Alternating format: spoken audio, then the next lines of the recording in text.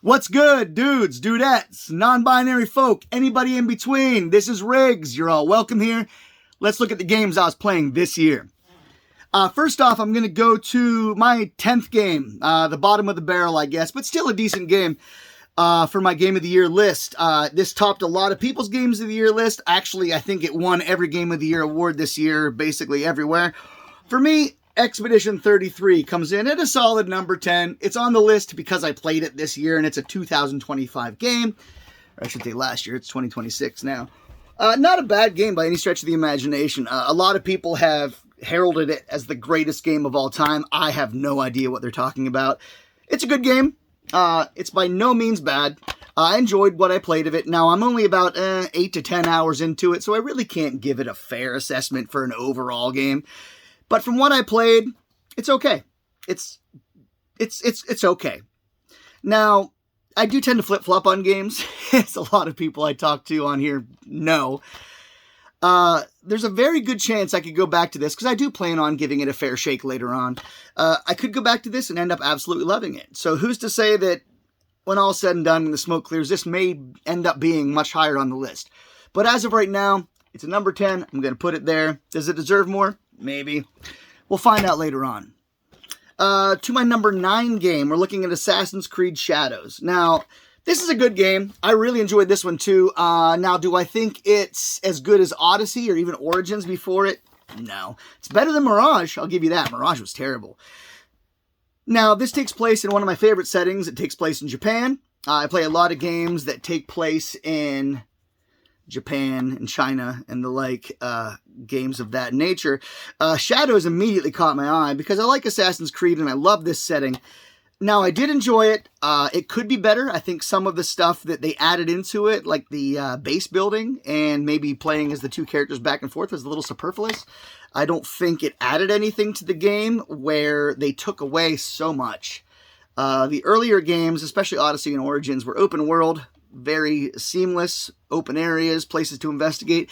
I really feel like you're on the rails in this game. It looks open world, but there's so many places with such dense foliage that you don't even want to go there. Some places you can't go there. So you end up going around and following the road a lot more than you normally would. The parkour is a little janky compared to some of the old games. I don't know how to consistently go backward with this series, but it is a good game. It's just not as good as some of the previous installments, and that's why it gets a number 9. Now, my next game seems to, well, an installment of this game seems to make my list every year, and that's because I'm a junkie for these kind of games, and that's WWE 2K25. If you like the 2K games, you kind of know what you're getting into here. It's an updated roster, a huge roster this year, including a plethora of NXT talent, legends, and current stars that are on. Say what you will about the WWE product. I feel like it's improved exponentially since Vincent Kennedy McMahon was booted for being a piece of shit. The product has improved drastically. I will not put any more money into that company for reasons that I won't discuss on here. That's not this kind of forum. But I did buy this game before I made that decision, and I really like it. And I'm glad I like this because it's probably the last one in the series that I will buy, and I might play this forever. I have such a good time with it, creating characters, just having exhibitions. My Rise was really fun this year. Some of the showcase mode matches were really cool. I really like this game. I liked it a lot. It might even deserve higher if there weren't so many great games that came out this year that I feel blew it out of the water. So that's number 8. We're going to move on to number 7, and this is kind of where it gets a little dicey because I don't own this game physical. But that's Silk Song, the much-anticipated sequel to Hollow Knight. Now, if you're watching this and you know me, you know that I loved Hollow Knight. However, I did not finish it before Silk Song came out, but my OCD brain and good conscience, I couldn't start a new game having not finished the one before it. So I went through Hollow Knight. I was surprised to discover it wasn't nearly as difficult as I remember, but I'm a much more competent gamer now as well. Loved Hollow Knight. Moved on to Silk Song. I find Silk Song to be substantially more difficult than Hollow Knight. Initially, I didn't believe so, but the difficulty really ramps up, especially with the platforming. Some of the bosses are really creative. The environments are beautiful. It kind of continues the trend of Hollow Knight and being just a gorgeous game. Awesome music. Really creative boss designs. The world that you're exploring is it's so alien and captivating that the world itself feels like a character. Silk Song is great. It was worth the wait, and I'm still playing it because I'm getting my ass kicked, but I will see it to its end. I love these games, and that's why Silk Song is a number 7 on my list this year. Now, moving up, this game took me by surprise. It really shouldn't have, considering I love the series, but Xenoblade Chronicles X for Nintendo Switch. I do believe, yes, this is the only Nintendo Switch game that appeared on my top 10 this year. I got this because it said Xenoblade. As you know, well, some of you may, my first Xenoblade game was Xenoblade Chronicles Definitive Edition, the remaster of the first game, and I fell in love with everything this series had to offer. 2, I can't get into 2. I've tried so hard to get into 2 because I want to get through it so I can play 3. But being that I played the remaster of the first game, 2 felt like a step back for me. I don't know. My head works weird. But Xenoblade Chronicles X just continued the trend of really cool combat. I love the combat style in these games. It's just so much fun to play because it's different than anything else I play. The characters, while some are a little more memorable than others, the music in this game is what sold me the most. It's weird. It's just the weirdest, quirkiest, niche music you can imagine. But I hum it and I whistle it and I'm singing it all day long. And that's what pulled me into this world, honestly. And I can't say enough good things about this series. It's fun on a bun. There's no other way to put it. Xenoblade Chronicles is a blast to play from beginning to end. And this game is no different. I played this through in its entirety and I was extremely happy with my purchase. This game is awesome. Moving on. Now, I'm not going into a lot of detail about these games, as you noticed. I'm just kind of discussing, what I liked. We're not talking about developers or, this and that or the other thing. Just what I liked this year. My next game took me by surprise. This was probably the last game I bought of this year, and it blew me away. I wasn't expecting a whole lot from it. I thought it'd be fun, but this game was perfect. And that is Wu-Chang Fallen Feathers. I'm a huge Souls-like fan. Most people that know me know that. Souls-likes are my bread and butter. Wu-Chang Fallen Feathers is probably the best non-FromSoft Souls-like that I've ever played. FromSoft obviously is the pioneers of the Souls-like and basically the pinnacle of the genre every studio measures up to in this genre. And Wu-Chang Fallen Feathers, the level design in this game is on par with Dark Souls 1, almost unparalleled in any other game as far as the interconnected world, how involved everything is, how connected everything is, how organic the world feels together. The combat in this game, awesome. You have a skill tree that you can respec at any time based around 5 different weapon types. You can use magic, you can use melee, you can use dual blades, you can use a big old axe, you can use a pole blade, this game is so good. My downside is, though, every boss in this game, I feel like, well, maybe not every boss, but 75% of the bosses in this game are Millennia clones from Elden Ring. And that means the boss battles in this game had me beating my head against a wall. There was a few times that I basically hit a roadblock, and I told Lindsay, I don't know if I'm going to be able to finish this. I want to keep playing because I'm having a good time, but this might be where I have to quit. And I persevered. I played this entire game. I ended up getting the platinum on this game because I loved it so much. And honestly, when the credits rolled, I was wanting more. So if this developer continues to make its Lindsay, I don't know. I said that joke to my wife a few times, whose name is Lindsay, and they were not amused. But, it's also 505 Games. But Wu-Chang Fallen Feathers is the surprise hit of the year. Very, very, very good game. Top quality, Souls-like, and I recommend it to anyone that's a fan of this genre. You're not going to be disappointed, I promise you that. What number are we on? That was 5. So we're getting into my top 4, the big ones. This one I also don't have. It sucks because a couple of these last ones I don't have physicals for. But my number 4 game of the year, and this one looked cute, looked fun. I didn't realize what kind of rabbit hole I was jumping into because I played this game to death. And that is Fantasy Life I, The Girl Who Steals Time. The story itself was bonkers. Honestly, I hated the story. It didn't really matter to me. It was just kind of nonsense in my opinion. But the gameplay was so cool. So cool. You master different classes, and you get these really cool songs at the end when you do master them. And I think I've mentioned it in a couple of these games. The music to games, the OSTs, are something that I really gravitate toward. If a game's music is good, it just sells the game even more for me. And the music in this game was so funny and so quirky and so weird to the point where some of it felt AI generated just because it didn't make as much sense as I thought it should. But I think some of that was just translating from Japanese to English. And this game was awesome. I say that about all of these games, but they are awesome because they're on my Game of the Year list. But you have town building in this, very akin to Animal Crossing. The graphics are actually what caught my eye first because this game looks like Animal Crossing.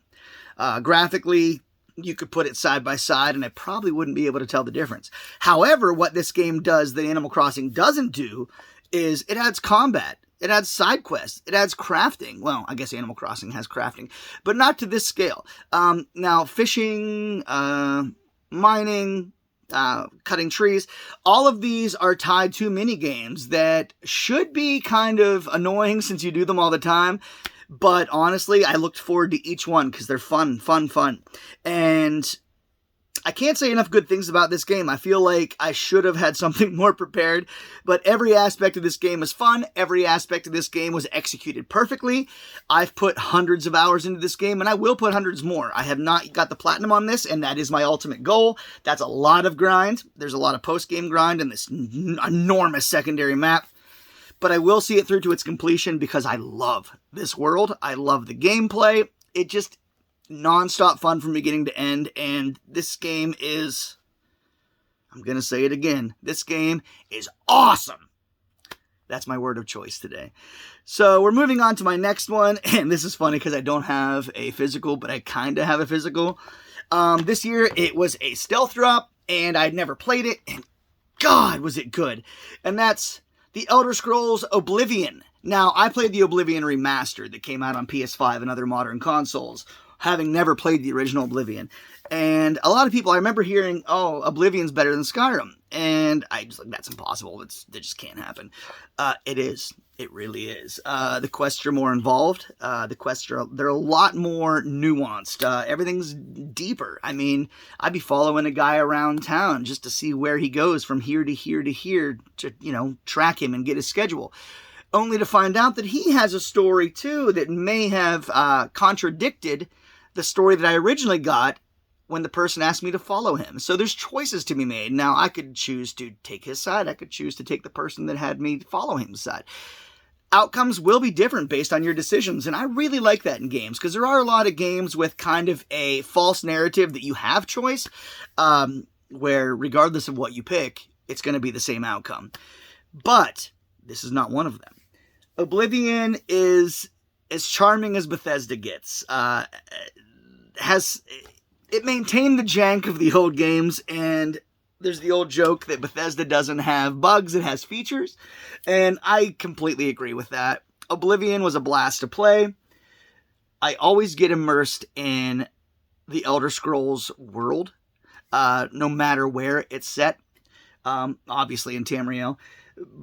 But these games just get to the core of what I enjoy about gaming. You give me a sword, you give me a shield, give me the option of magic, let me jump on my horse and let me do some quests. Let me dungeon dive, let me kill dragons, let me kill monsters, let me fight skeletons. Let me be the hero. And that's really what I love about games. And Oblivion just nailed everything it wanted to do. And I think that's why it's regarded to this day as one of the greatest games ever. And obviously, even better than Skyrim by some people's estimation. And I now think I'm among those people. I love Skyrim. I always will. But for me, Oblivion takes the cake. I actually call this the Oblivion Demaster now. I liked it so much I wanted to see how it played initially, so I bought the version for Xbox 360 to play on my Xbox One that I need to dust off because I neglect it very much so. I rarely ever play it. but it's become my Bethesda machine, and I'll talk more about that here in a little bit. Now, this next game will be I believe we're on 2, are we not? Yeah, we're on number 2. A lot of people would assume this would probably be my number 1, and it probably would have been had it not been for my number 1 game that came along, and that is Ghost of Goty. This game blew my mind. Ghost of Tsushima was just a flawless game in and of itself. And I did a lot like I did with Silksong and Hollow Knight. I hadn't finished Ghost of Tsushima, and I wanted to get back into it, but never really got around to it. When Goty came out, I wouldn't let myself play this game, having not finished the first game. So I went back in, I played Ghost of Tsushima, and thoroughly enjoyed it. Got the platinum on that game, and decided immediately after riding that high of beating Tsushima and loving the world so much that I was going to play Goty right after.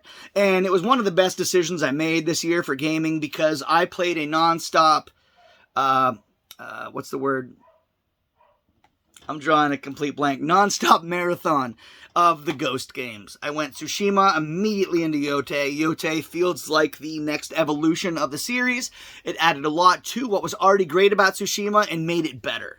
A larger scale. Now, the only thing I really didn't say was as good was the main character Atsu, and that's not a gender issue or anything. It's just the voice acting wasn't nearly as good. I felt Jin Sakai from Tsushima had a much better backstory. The narrative of him leaving the samurai code and becoming essentially a shinobi and doing his own thing and becoming the ghost, I felt was a lot stronger than Atsu's Tale of Revenge. I still enjoyed this. I still connected with the character.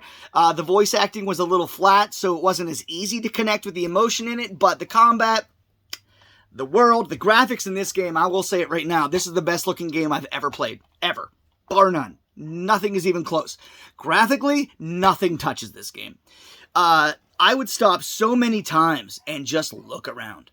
I took countless screenshots, and of course screenshots are never as good as you think they are when you're taking them. You look back, why the hell did I take a picture of this? Anyway, I could just turn this on and look at it and be entertained, because there's so much life in this world. So much beauty in this world. Color pops. Leaves go on the breeze, birds tweet. There's life in this world. It's just, I can't say enough good things about it. You have to play it to understand, and I highly recommend playing Tsushima and Goty back to back like I did, because it's a hell of an adventure.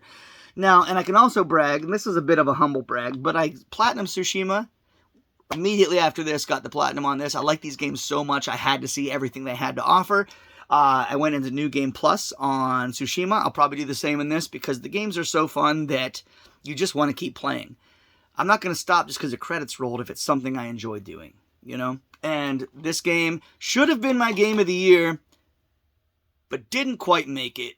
And that's because another game popped in that initially I didn't think was going to make the list, and there's a reason why. I talked a little earlier about the Bethesda games when I talked about Oblivion, and how I played a modern version and then went back to the original. The game that made my game of the year list this year would never have made my list any other year, but I decided to try something new. I went back, like I talked about with Expedition 33. I might go back to that and try it again.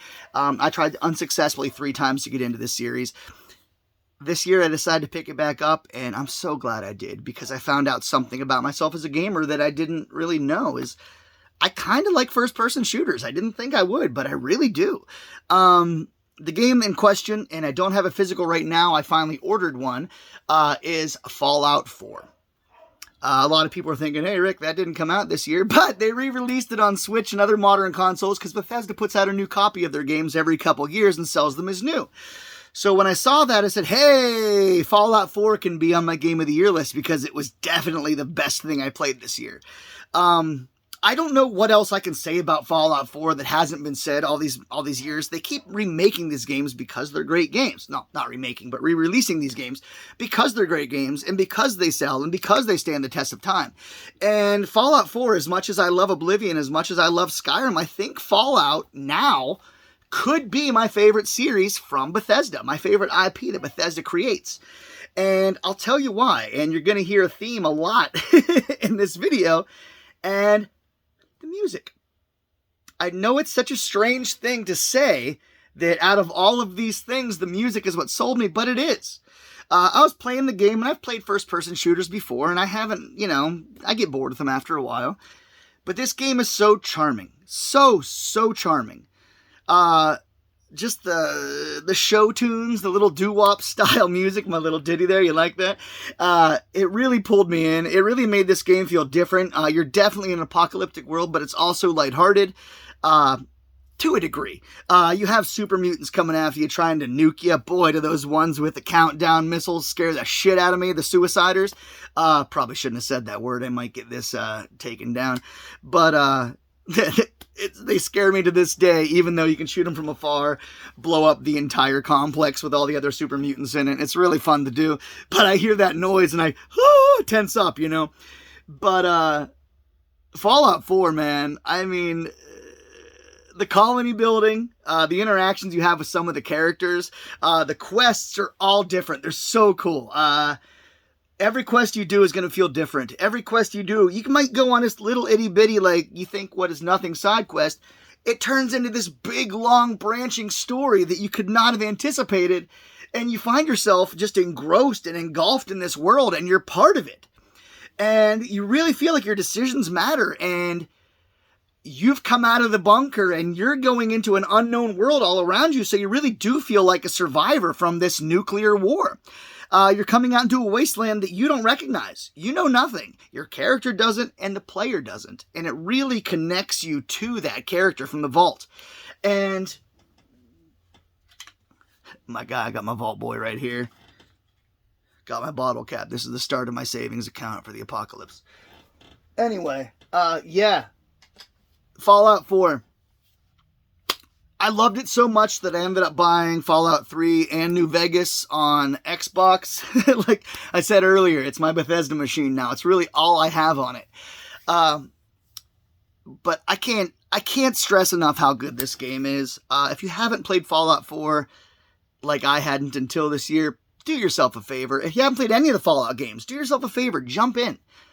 It might not be for you, but there's a very good chance it will be. If you like deep RPGs, you like character customization, you like choices, a narrative-driven story where choices matter.